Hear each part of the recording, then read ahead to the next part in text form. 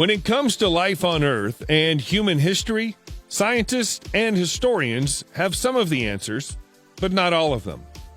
They're great at their job, and they can reach grand conclusions based on tiny clues and pieces of evidence, but sometimes they encounter something that leaves them totally stumped. That's what today's video is all about.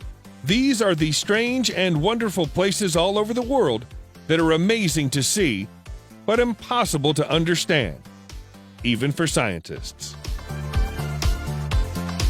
Why have one tree when you can have two? That seems to be the theory in Casorzo, Italy, where there's a remarkable sight to behold in a field. It's two trees in one, and they're completely different species of tree. The bottom one is a mulberry tree, but it has a cherry tree growing on top of it. It's a sort of hybrid duplex of the kind that very rarely occurs in nature.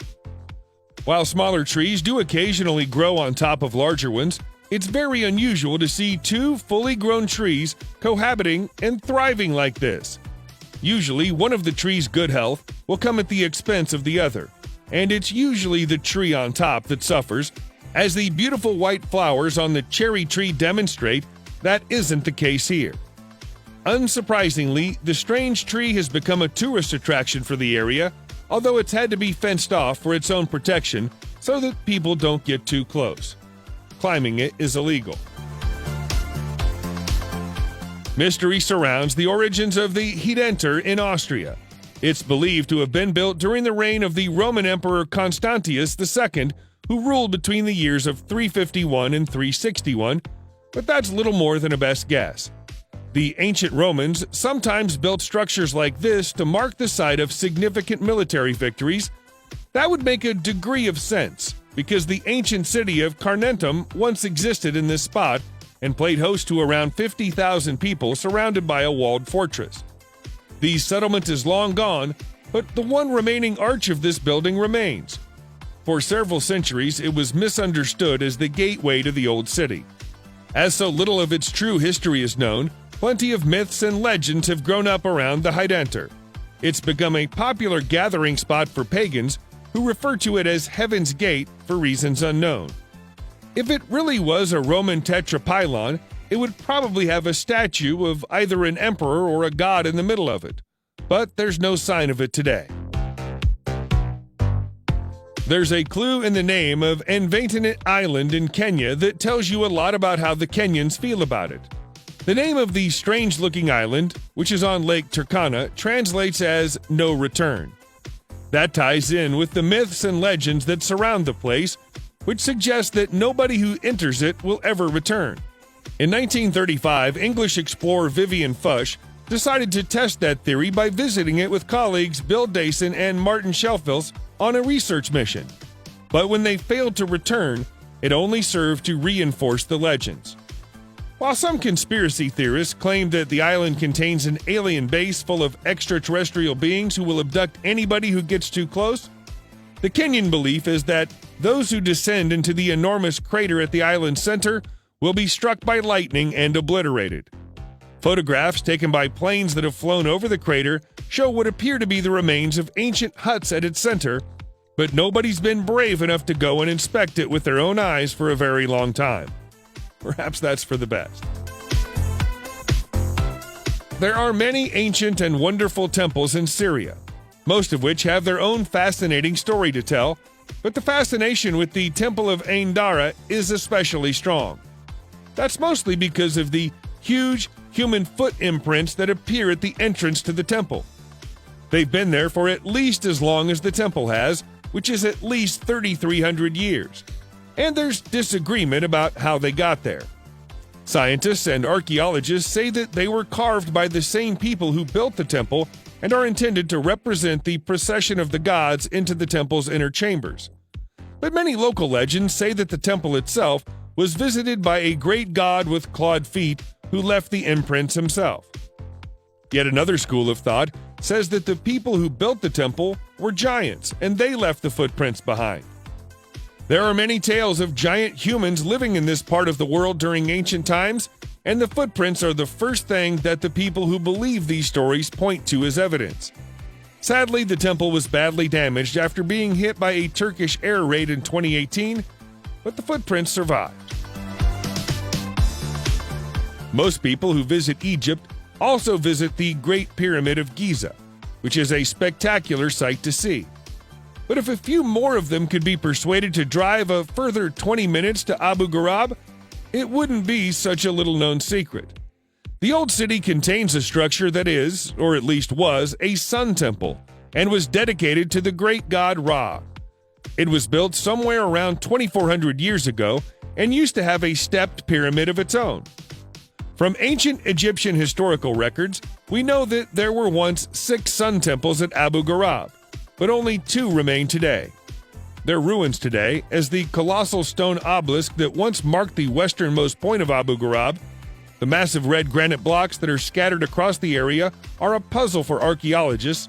They appear to have been precision engineered with polished surfaces and holes so smooth that they must surely have been made using advanced drilling technology. As if that weren't mysterious enough, there are also several square alabaster dishes that contain markings akin to the gears of an engine. Did the people who lived here have access to advanced technology? If so, what happened to it? And to them? Once upon a time, Barsak Elmas was an island in the Aral Sea.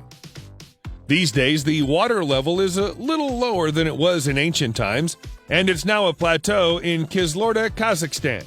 Much like Avitinet Island in Kenya, this is said to be a place that people visit and never return from. Even the name, which translated from its original Turkic language, means whoever comes here shall not return. In 1939, it was declared a national reserve and was closed off to visitors for the remainder of the 20th century. Nobody knows what the Soviets did there during those years, but there are plenty of rumors that it was used for top-secret research. Even today, electronic devices fail as you get close, and navigational equipment stops working. There have been documented cases of people's skin turning blue after spending too long at or close to the plateau, and a commonly told legend about a group of nomads who stayed here for what they believed to be a year, only to return to civilization to find that 3 decades had passed. It's a mysterious and seemingly supernatural place. Amid the ruins of Amman in Jordan, where you'll find the crumbling shells of temples and palaces, you'll also find the shattered remnants of a giant human hand made from stone. This is the Hand of Hercules, and even in its broken, 3-fingered state, it's still a strangely intimidating thing to look at. The hand is part of the Temple of Hercules, which was built during the 2nd century during the Roman occupation of Amman's citadel. For reasons that have been lost to history, it appears that the temple was never finished. The presence of an elbow made from marble implies that there was once a plan to build a colossal statue of Hercules here, which, had it been completed, would likely have been the largest statue in the world at that time. The region is known for earthquakes, so it's possible that the Romans gave up on the idea of building anything here after enduring one earthquake too many for their liking. As tour guides like to point out to the curious visitors, the nails and cuticles on the hand look like they're well-trimmed and conditioned, leading to jokes about Hercules enjoying regular manicures. While we at least know that the Romans were responsible for building the abandoned Temple of Hercules, we have no idea whatsoever who built the Pyramid of Siusioko in Mexico City, Mexico. There's some evidence that an enormous volcanic eruption destroyed the civilization that once existed here, but aside from that, they left very little behind for us to remember them by, other than their pyramid. By examining the land around the pyramid, archaeologists have been able to conclude that it was farmed for a period that started around 3,200 years ago and ended during the 1st century when the Sitle volcano erupted. That was a tragic twist of irony for the Mesoamerican population, who are thought to have worshipped a god of fire. While some historians believe that the entire population perished in that disaster, there are some who believe that the survivors fled to other parts of Mexico and took elements of their culture with them, eventually playing a role in the rise of Teotihuacan. While there are no humans living here anymore, there's a thriving population of rattlesnakes and tarantulas. making it a somewhat hazardous place to visit. The mystery of the lost city of the Kalahari is an existential one, by which we mean that there's controversy about the question of whether it really exists at all. The story begins in 1885, when the Canadian magician and explorer William Leonard Hunt, also known as the Great Ferrini, claimed to have found an empty city of ancient ruins while crossing the Kalahari Desert on foot. In his report to the Royal Geographic Society, he spoke of seeing half-buried ruins, shattered temples, burial grounds, and semi-collapsed walls. That prompted no less than 25 expeditions in the decades that followed, none of which found anything like what the Great Ferrini described. By 1964, a new idea had arisen. A.J. Clement theorized that the magician had been mistaken about the route he took through the desert and devised an alternative route that Hunt may have taken by accident.